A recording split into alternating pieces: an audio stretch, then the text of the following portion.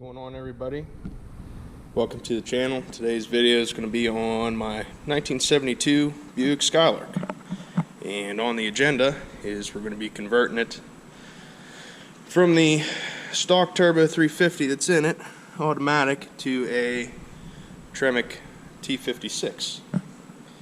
And this car is already LS powered. I did swap quite a few years ago now. It's running a Terminator X computer system and everything else. I originally did go with Vitec here. I kept the intake and everything, but I swapped everything else over to Holley just because it's easier to deal with. So first things first, got to get it up on the race ramps, and after that we'll go underneath and see what we need to do to get that trans. As you can see, we're underneath the car now. Got a couple things we need to do here. First on the list is going to be getting the rear drive shaft out, which isn't going to be too difficult. I just put it in last summer. And after that, we're going to get the torque converter unbolted, take the bolts out of the cross member, unbolt it from the motor, and then we're going to drop this thing out of here. I'm going to leave the exhaust on for now. I don't think it's going to get in the way. Might have to remove it whenever I go to put the T56 in. I don't know yet, but we'll find that out. I'm going to set you guys up here, probably do a little time lapse of me getting this drive shaft out and the converter bolts, and then I'll get back with you whenever we're ready to pull the trans.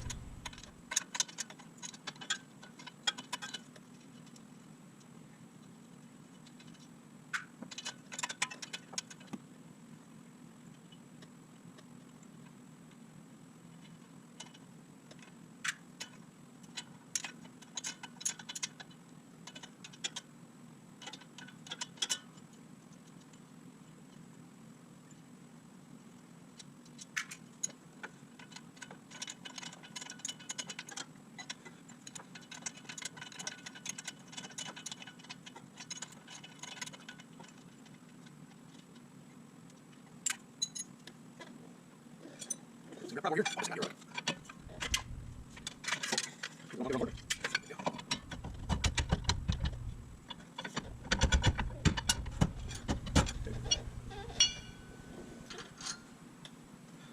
is actually a quick performance 4 9-inch style rear end that they put all kinds of brackets and everything on to put into a GM A-body style car. It's actually a pretty nice setup. I got 411 gears in here, which is a little bit steep for what I'm trying to do, but hoping this T56 we're going to put in here is going to help out with the RPM speed on the highways a little bit, but we'll see.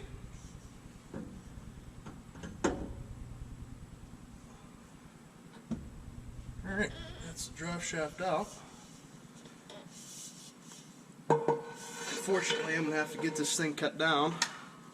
I'll show you guys a little trick here to kind of keep from having a big mess on your hands. You take a end of a plastic bag, put it over the transmission like that, kind of pull it tight, like so. Get some duct tape, wrap it around there, and it'll at least minimize the mess whenever you're pulling this thing out. And I've found it to work. It's not 100% effective, but it at least gets the job done.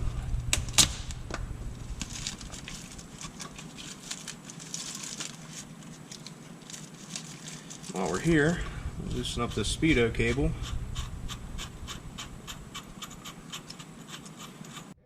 Start working on getting these torque converter bolts out. So we got this one loosened up. Just got 2 more to do. I don't know if you guys can see or not, but part of the reason why I'm pulling this is it's starting to leak out of pretty much every seal, and it doesn't really like the 1-2 shift under full throttle anymore. Kind of gains another neutral, if you know what I mean. And besides, I've always wanted to put a 6-speed in this car, mainly because I built it to be a driver, and the plan is to take this thing on power tour this year in June, which is going to be my first trip on power tour. It's been a dream of mine for like 10 years now, so finally going to get to do it, and I got to get this thing ready. Spin the flex plate here, get to the other bolt, There we go, that's a little bit quicker. A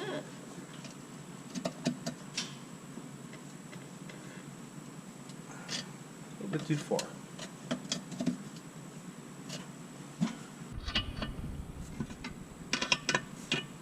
A little bit of a fight with this one here.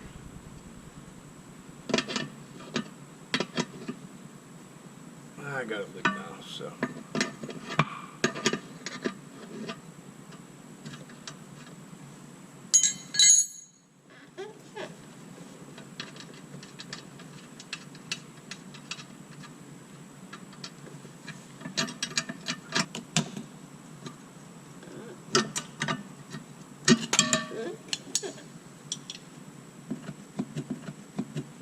Spin it around, get the last one out.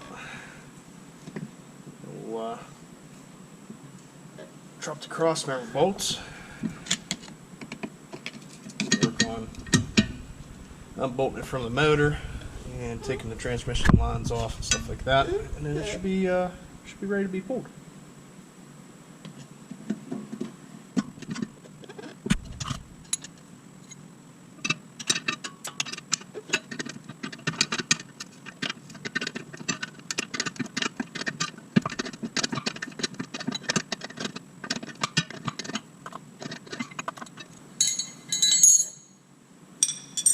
I'm going to grab a pry bar and just try to slide this converter back just a little bit.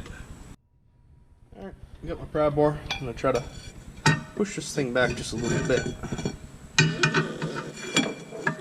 don't know how much I'm going to get, but hopefully it's enough that the converter comes with the trans and doesn't cause a mess all over the floor. That should be good. And work on getting these cross member bolts out now.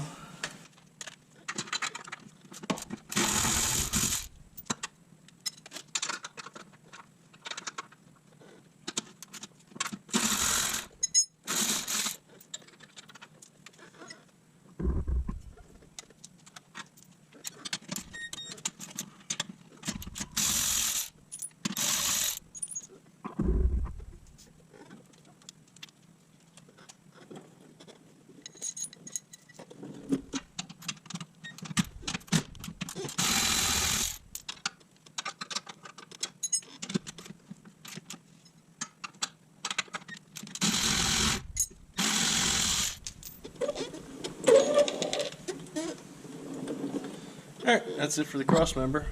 We're going to move on to probably disconnecting the shifter linkage here and transmission lines, and then we'll do the bell housing.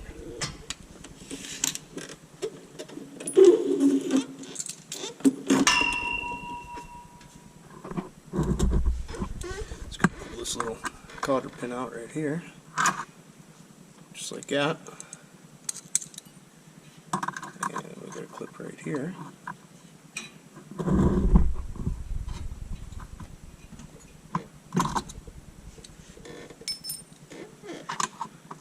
And this should be pretty much free to slide up and out. Just like that. We're going to move on to getting the transmission lines disconnected. I'll get back with you guys after I get it done, because we're really not going to be able to see much because my hands are going to be in the way, but we're going to get those two lines right there disconnected, and then work on getting the bell housing bolts done, and we'll slide the cross member back, and this thing should be pretty much free to get out of here. A small issue, the transmission dipstick air somehow got bent, and it's kind of resting on top of that bolt, so I got to take it out from up here. I'm also going to get the other one that's sitting behind the intake here. I'm going to get it out from up here too, and then we'll go back under the car and finish taking out the rest of the bolts. But other than that, it's coming out pretty smooth. Here, we got all the bell housing bolts out, torque converter bolts. Get the transmission lines disconnected, pulled off the dipstick tube. Shifter's disconnected, so what we're going to do is get a jack under here, jack it up a little bit, slide the cross member back some, pull the transmission back off the dowel pins that are in the motor, and drop this thing down.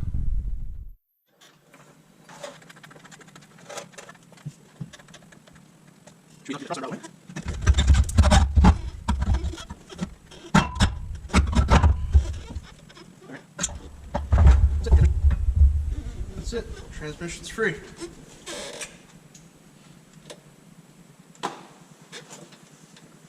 Just gonna take her down nice and easy. Hopefully things don't get too western here.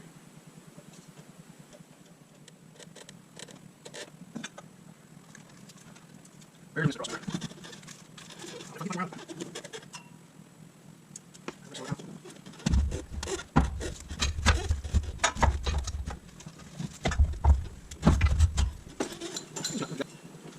I'm just gonna let the jack down and kind of let it do its thing. There we go. We're hung up on the snow of the starter.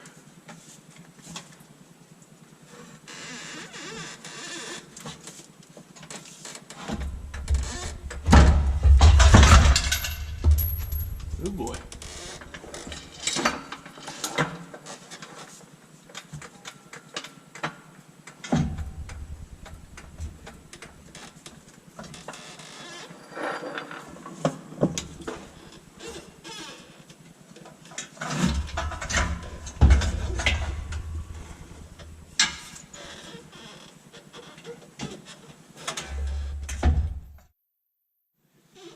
I'm just going to get it slid out from under the car, and that'll be it. Might have to jack it up a little bit because the exhaust is getting in the way, but we'll see.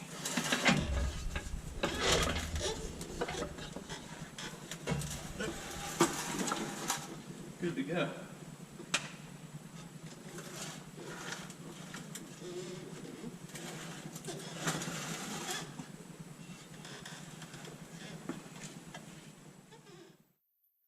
$350 out of there.